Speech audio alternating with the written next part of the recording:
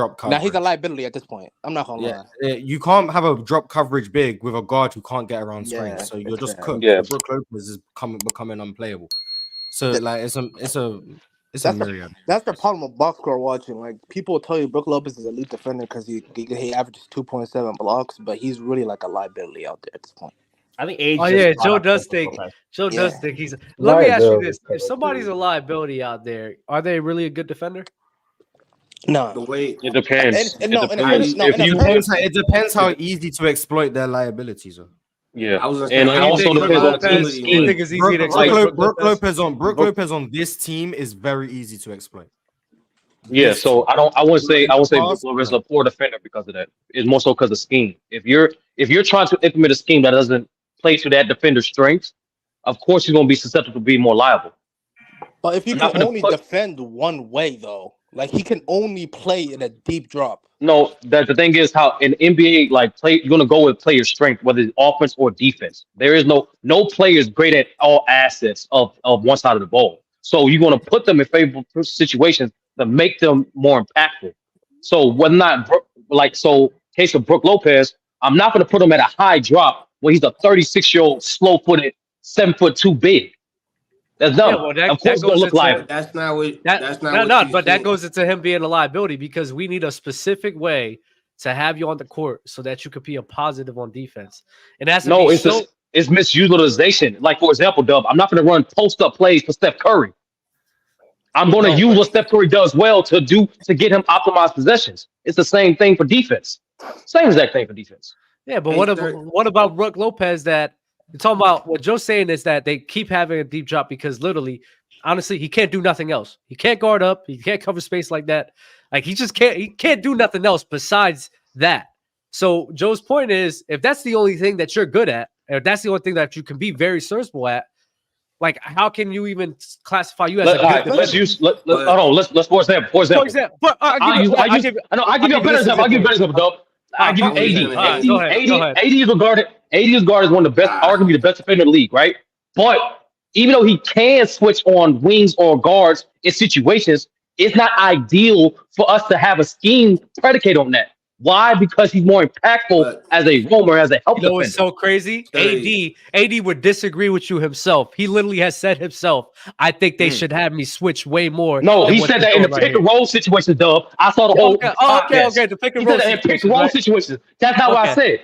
Exactly. Okay. You're not Okay. It depends on your personnel. But the thing is, AD can be used in different ways. Brook can't. Like he can't. That's the one thing. It's predicated on your defensive personnel, Dub. That's what I'm saying. I'm not going to say it's very simple. If your team can't run drop, Brook Lopez is a liability. If your team can run drop, he's one of the best defenders in the league. It's that simple.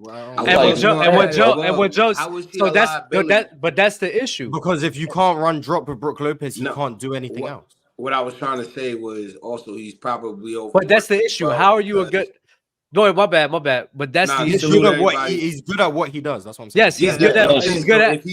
If he's good at what he does, but then everyone realizes he's good at and they exploit him. Meaning, for example, everyone knows he's good in drop coverage, but his guy, for example, Dame is getting beat, and Dame's guy's getting beat more. So Dame can't keep up. He has to step up. Now he's stepping up. He's out of position and doing more. So now the defense that he was able to contribute earlier is not there because you're using them too much, and it's actually being exploited more than it was. Yeah, that's the problem. Roster construction. That's why they need someone who can roster construction. Exactly. That's why Malik Beasley and Dame and Chris Middleton at this point of his career. I agree, but I'm saying you're putting it on Brook Lopez. I'm saying they're exploiting him in both ways to where when he is effective, they're going to him more to where, like you guys were saying, he's getting these 2-3 blocks. That's how he's able to get it. But at the same time, they're wearing him down to where when it's time for him to be effective later in the game for his defense, it's non-existent.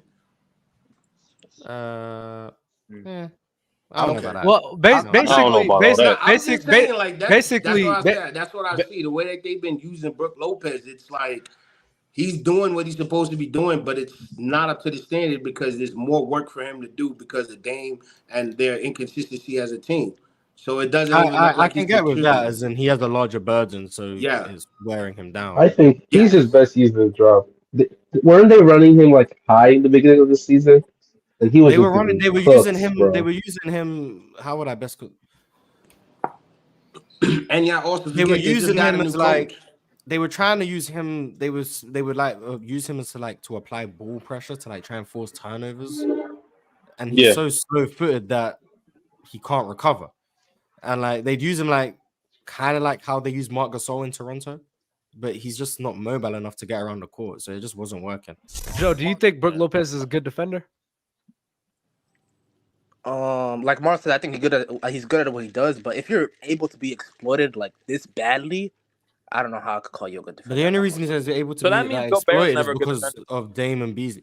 Rudy can guard. No, Rudy. No, that's what the difference. Rudy he can actually guard the perimeter. Like he can way better than Brook. But Claxton can guard the perimeter. I think better than Brook. Mars, it's not even like he's playing like it's the type of drop he plays. Like the whole.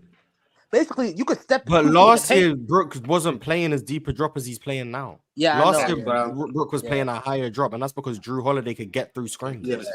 So you can play a higher drop. Now you can't, so you kind of have to try and contain. And now he's playing a deep drop, and he's conceding everything. Floaters, like free floaters. The most underrated 3 seconds every single possession. So the most underrated aspect in pick and roll situations, the most underrated aspect is the back pressure from the guard who's getting the perimeter players getting screened.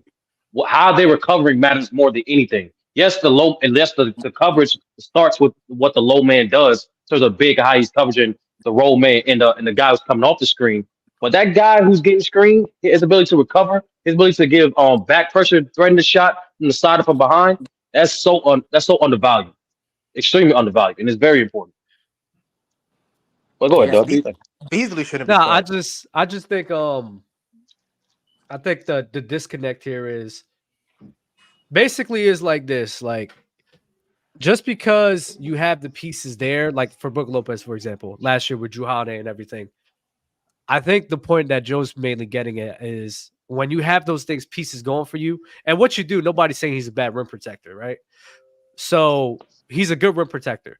But if you're that much of a liability everywhere else, it's kind of hard to classify you as a good defender, especially when those pieces are no longer there. You're basically like a shell of yourself of what you were. So if your value of your defense is that predicated on the pieces around you, it's kind of hard, and I do agree with that too. It's kind of hard for me to be like, yeah, you're really that good of a defender, because I've seen numerous times of great defenders on bad defenses. And even though the defense is trash, like I said, I'm not going to use the measure of the team's defense to measure how good of a defender somebody is. You could clearly see that somebody's a great defender, even though the defense is ass, you know? So this one right here, Brook Lopez, great rim protector, but because of his lack of mobility, because he's 36 years old, you know, it's kind of hard to classify him as a good defender right now because he doesn't have much to make up for. Mars and Straight, let me ask you this: how do you feel about his post defense? Because I don't like it either. I think the only thing Brook Lopez does good on defense is play drop coverage, but I've thought that for years. I just think he was one of the, other than Rudy, I think he was the next best drop coverage big in the NBA. Okay. Now I'm fine with the. I actually do understand what Dub's saying. I think Brook Lopez defense is very dependent on others to be impactful. So does that make him worse than defenders who aren't dependent on others as heavily as he is? Sure, I can actually understand that, probably concede that. But you build around Brook Lopez correctly defensively, I think he's more impactful than a lot of people. So I guess that's where I'm at with it. Yeah. On an individual standpoint, like Brook Lopez by himself, can he be as impactful as guys like Rudy or Bam or Claxton or whichever other bigs you want to bring up? No. Jared Jackson. You put even a top 5 defense. You put him in the right. I'm fine with Jared Jackson. Okay. I'm about to say that's crazy. You put him in the right situation. His impact is very hard to replace. So that's kind of where I'm at with him. Also, he's just older, so there's that too. I don't think he wasn't this immobile a few years ago. Yeah, that back surgery really helped him out. But now he said, he's about to retire soon, bro.